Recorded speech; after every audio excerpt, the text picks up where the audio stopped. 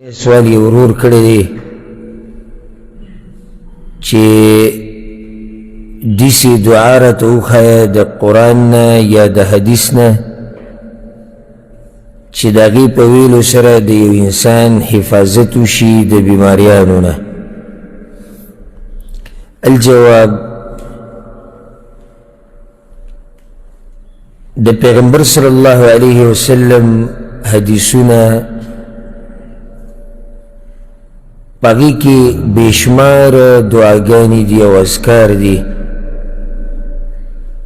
چاگه دا دی دا پارا ویلکی گی چی اللہ دا ویون کے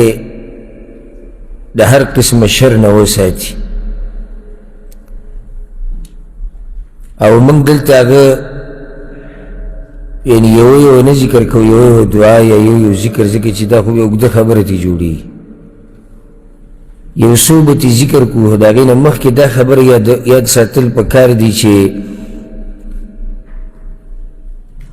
یو دا چه منگا دا دی دین غافل شیو بنن سبا وقت کی نو توجه زمانگا زیاد آگا دی آگا اسبابو طرف تی چه آگا دی سی دنیاوی اسبابی اگر که جائزی مندانی دی ویلی چاگه نا جائزی خو دا دین طرف تا بکی توجه نزی لکه یو سلی باندی مصیبت را گئی مسئله را دا دا طول ناول پکار داره چی دی دا اللہ دا در دروازه وٹکی او اللہ تا ہوئی او اللہ تا پریادو کی او جڑاو کی نا اللہ تا نوی دا طول ناول با دی پا مخلوقاتو بسی منده ہوئی اگا پلانی تا بویم او اگا تا بویم او دا اگا واسطه دا او اگا مالدار دا او اگا خان دا او اگا ملک دا او اگا دا دا او اگا دا بیا بده دا ڈاکٹرانو دروازه ٹکی دا زدانیم چی دا ناروا دی و گورا دا طولونا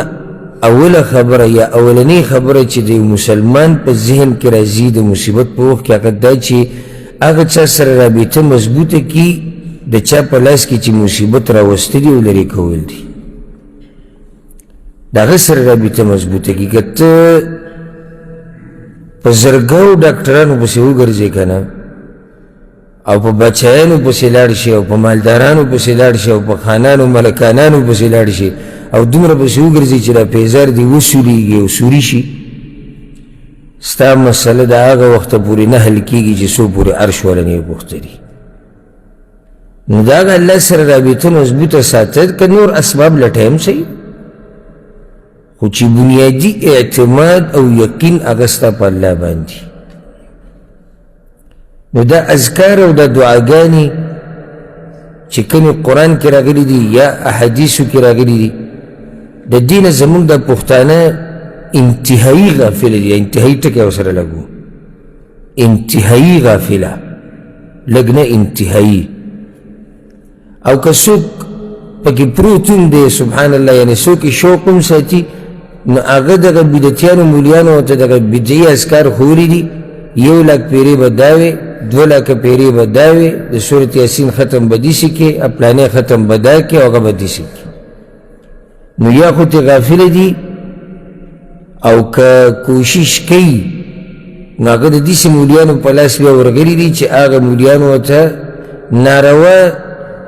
طریقی خولی دی دا اذکارو چی آگا طریقی پا شریط کی نشتی اس یسو دعاگانی دا تزخیم یا یسو اذکار او دا خوا یقینی ویما دا زمان بدگمانی ندا چی دا دیرو تنی دی معلوم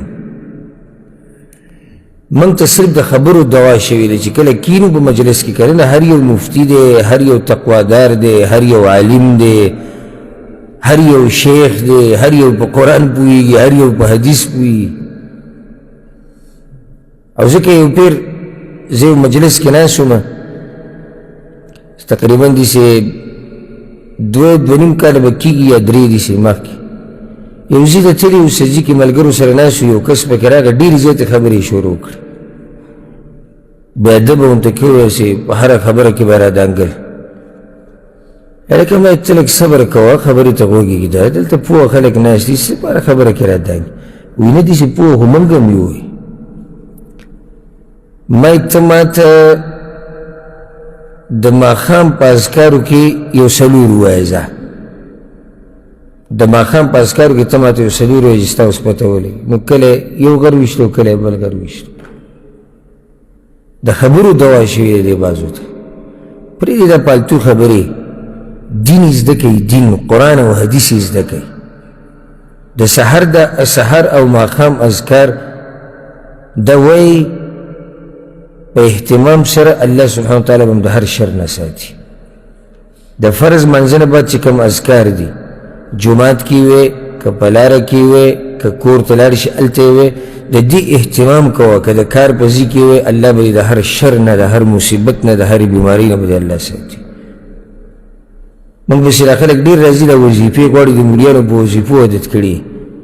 نو زه ورته وایم وظیفه دا ده چې د سحر ماښام د اذکار وایه په اهتمام سره وایي نه جي وظیفه نو زه ورته وایم دا هغه وظیفه ده چې دا نبوي ده دا پیغمبر صلی الله علیه وسلم ښوولې ده اوس په هغه دعاګانو کې او په هغه اذکارو کې یو ذکر دا دی د عثمان بن عفان رضی الله عنه روایت دی وی پیغمبر صلی الله علیه وسلم وی چې چا دا وی بسم الله الذي لا يضر مع اسمه شيء في الأرض ولا في السماء وهو السميع العليم چې درې پیري چا دا وی سحر نو د ماښامه پورې به په ده باندې اچانک یو مصیبت نه راځي او چا چې ماښام وي د سحره پورې به الله د مصیبت نه ساتي ضرور دا سوال کوي داسې ذکر او دعا چې الله د هغې د لاسه ما د بیماریانو او مصیبتونو نه وساتي دا یو ذکر دی څه دی بسم الله الذي لا يضر مع اسمه شيء في الأرض ولا في السماء وهو السميع العليم سو پیری سټیم سحر او ماښام یو حدیث کې داسې راځي امام ترمذي چې کوم راوړی به یې کې دا دي وی هر بنده چې سحر او ماښام دا ذکر وي همدقه ذکر بسم الله الذي لا يضر مع اسمه شيء في الأرض ولا في السماء وهو السميع العليم درې پیرې وی سحر او ماښام هیڅ شی به دله نقصان نه ورکوي هیڅ شی به له نقصان نه ورکوي دویم معروف ذکر چې دی د ابو هریره رضی الله عنه روایت دی په صحیح مسلم کې یو کس راغی د پیغمبر صلی الله علیه وسلم خواله وی یا رسول الله د شپې لړم چیچلی یم پرون د شپې لړم چیچلی یم پیغمبر صلی الله علیه وسلم ورته اما لو قلت حین امسیت که تا چېرته د شپې د شروع کېدو په وخت کې دا ذکر ویلی وی اعوذ بکلمات الله التامات من شر ما خلق که چېرته تا دا ذکر ویلی وی نو دې لړم به تاله نقصان نه وی درکړی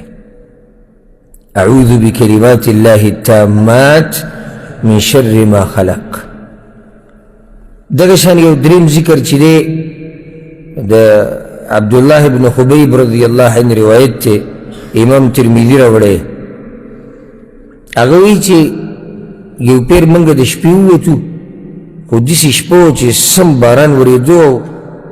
تکه توره تیاره وه په پیغمبر صلی الله علیه وسلم پسې ګرځېدو چې هغه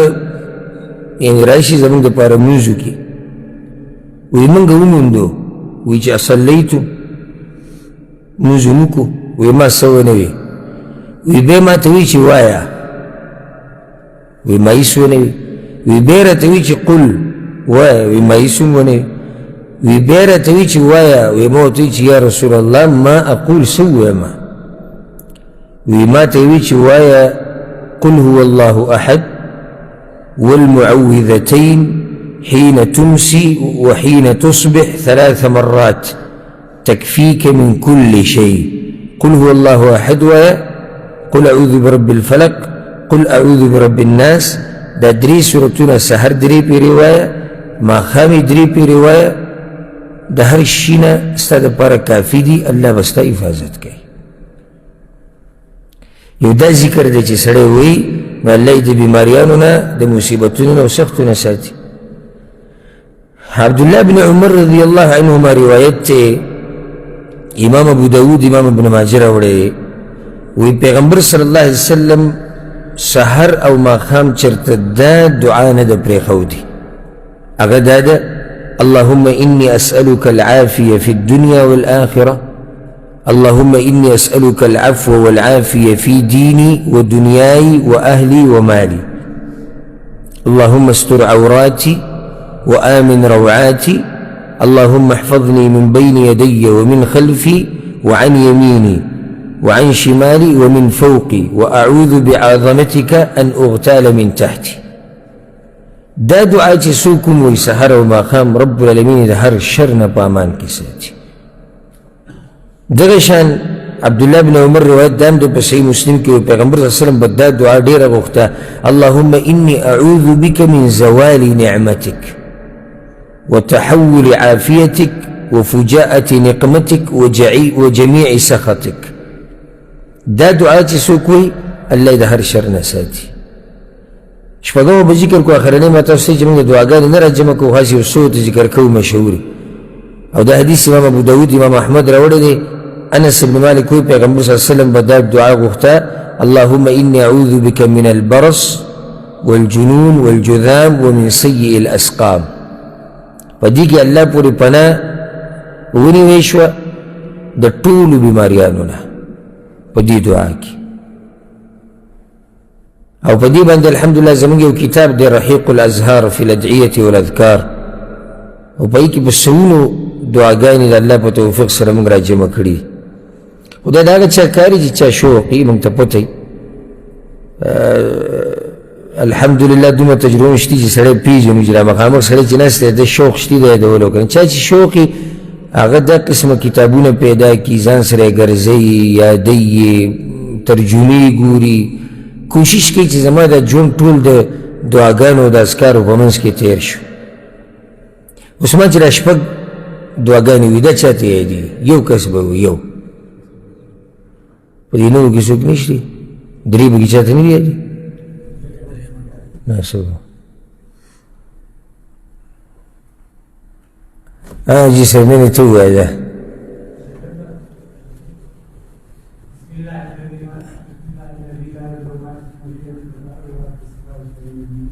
بسم الله الذي لا يضر مع اسمه شيء في الأرض ولا في السماء وهو السميع العليم دا يوشوا أعوذ بكلمات الله التامات من شر ما خلق آخر ندري سورتنا دا دريشو اللهم إني أسألك العافية في الدنيا والآخرة اللهم إني أسألك العفو والعافية في ديني ودنياي وأهلي ومالي اللهم استر عوراتي وأمن روعاتي اللهم احفظني من بين يدي ومن خلفي وعن يميني وعن شمالي ومن فوقي وأعوذ بعظمتك أن أغتال من تحتي سپینځه شوي څلور شوي دوه پاتې شوي قال ثاني اللهم إني أعوذ بك من البرص والجنون والجذام ومن سيء الأسقام یو پاتې شو چاته یاد دی اللهم إني أعوذ بك من زوال نعمتك وتحول عافيتك وفجاءة نقمتك وجميع سخطك بارك الله فيك دغه ستاسو حال دی او په دې کې که بیا څوک دا ګیله کوي چې یاره موږ باندې سختې راغلې او مصیبتونه راغلې او ژوند کې برکت نشته نو هغه واضحه اسباب زموږ مخې ته دي چې سړی سحر ماښام دا دعاګانې وایي الله یې د هر مصیبت نه ساتي سحر ماښام سړی دا دعاګانې وایي والله که چې الله نه یې غوښتلي که نه که څوک ذره برابر دله نقصان ورکړي یو هغه چې الله د چا په تقدیر کې لیکلي نو دغه ورته موږ دا وایو چې په دې شپږو باندې اکتفا وکړو دا ته موږ ذکر کړی نور هم شتي خو دا شپږ هغه دي چې دا مشهورې دي والله اعلم